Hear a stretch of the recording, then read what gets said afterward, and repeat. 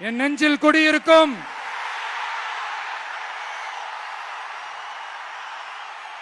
கொங்கு மண்டல தங்கங்களே,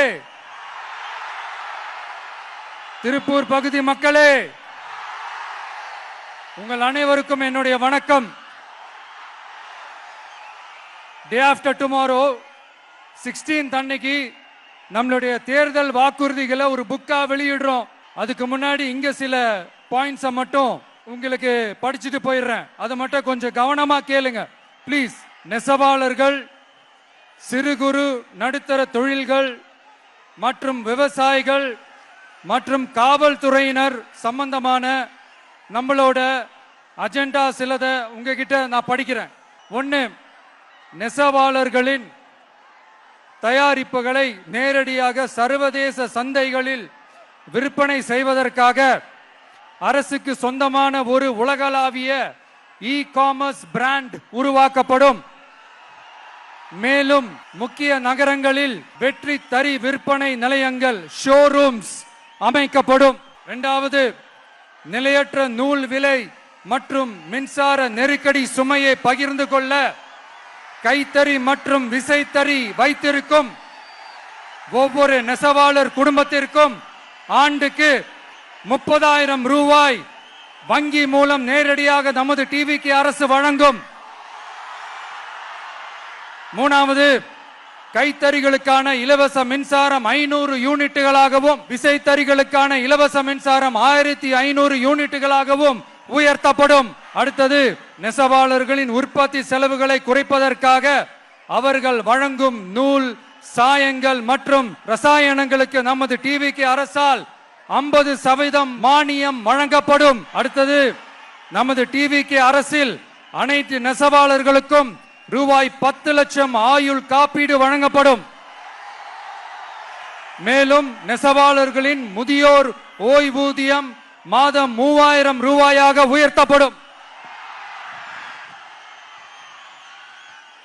குறு சிறு மற்றும் நடுத்தர தொழில்களின் வளர்ச்சி, லட்சக்கணக்கான வேலை வாய்ப்புகளை உருவாக்குற துறையில ஒண்ணுதான் இந்த MSMEs. இந்தியாவிலேயே அதிகமான MSMEs இருக்கிற மாநிலங்கள்ல நம்ம தமிழ்நாடும் ஒண்ணு. ஆனா இப்படிப்பட்ட இந்த பெருமைக்கு இன்னும் மிக பெருமை சேர்த்தது யார் தெரியுமா? இந்தியாவிலே அதிகமான MSME நிறுவனங்கள் மூடப்பட்டதுல தமிழ்நாடு தான் 2வது மாநிலம். இந்த பெருமையை உண்டாக்குனது தான் திமுக ஆட்சியோட மிகப்பெரிய சாதனை. இப்போ இந்த குறு சிறு மற்றும் நடுத்தர தொழில்களோட வளர்ச்சிக்காக நம்ம டிவிக்கு அரசு என்னெல்லாம் செய்யும்னு கொஞ்சம் பார்க்கலாம். முதல்ல, நெருக்கடியில் உள்ள குறு சிறு மற்றும் நடுத்தர நிறுவனங்களுக்கு உதவுவதற்காக ரூபாய் 15,000 கோடி ஸ்டேட் கிரெடிட் கேரண்டி ஃபண்ட் உருவாக்கப்படும். இரண்டாவது, குறு சிறு மற்றும் நடுத்தர நிறுவனங்கள் மூடப்படுவதற்கான மிகப்பெரிய காரணங்களில் ஒன்று 400% மேல உயர்ந்துள்ள பீக் ஹவர்ஸ் மின் கட்டணம். இது குறிப்பாக ஜவுளி துறையில் உள்ள குறு சிறு மற்றும் நடுத்தர நிறுவனங்களை பாதித்துள்ளது. டிவிகே குறு சிறு மற்றும் நடுத்தர நிறுவனங்களுக்கான MSMEs இந்த பீக் ஹவர்ஸ் மின் கட்டணத்தை நமது டிவிகே அரசு நிறுத்தி வைக்கும். விரிவான ஆய்வுக்கு பிறகே மின் கட்டணத்தை முறைப்படுத்தும்.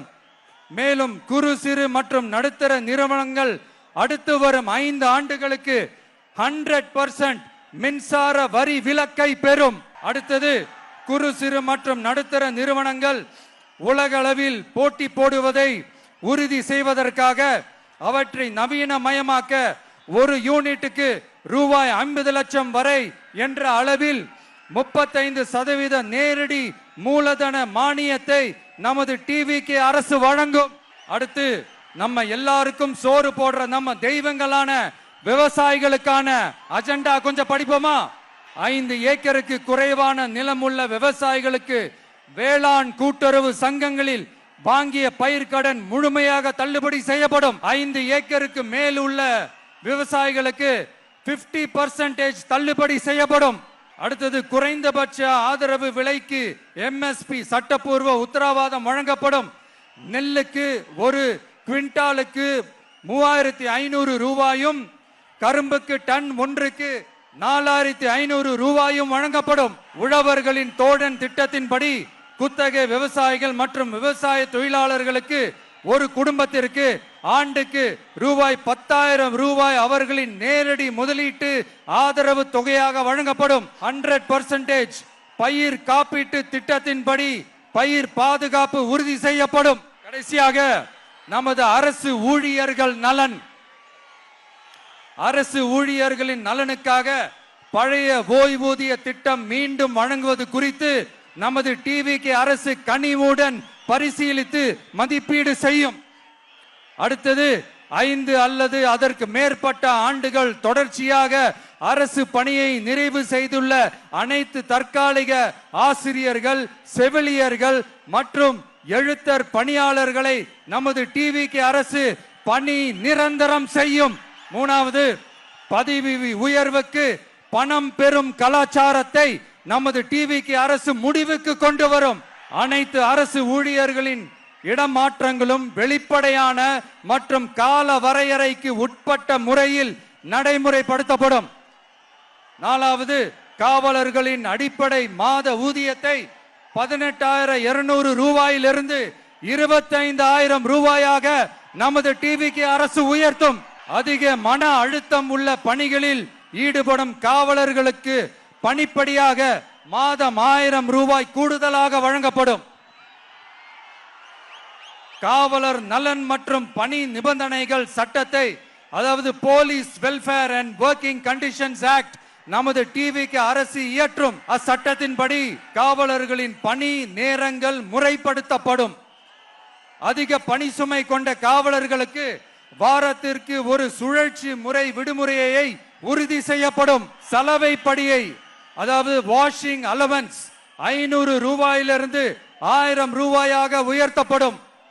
மேலும் மதுரை, கோயம்புத்தூர், திருச்சி, திருநெல்வேலி, சேலம் மற்றும் வேலூர் ஆகிய இடங்களில் காவலர் நல மருத்துவமனைகள் நமது டிவிகே அரசு நிறுவும். கடைசியாக பெண் காவல்துறை அதிகாரிகள் பாதுகாப்பு நெறிமுறை அல்லது பாதுகாப்பு பணிகளுக்கு பணியமர்த்தப்பட மாட்டார்கள்.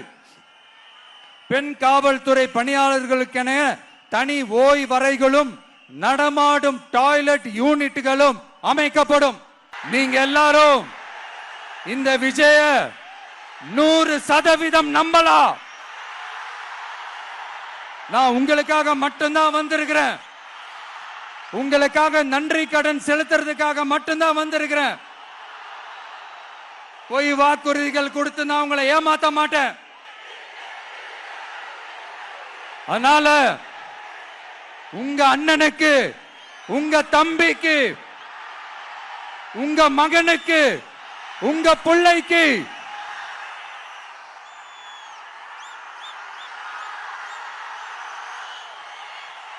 ஒரே ஒரு வாய்ப்பு கொடுங்க.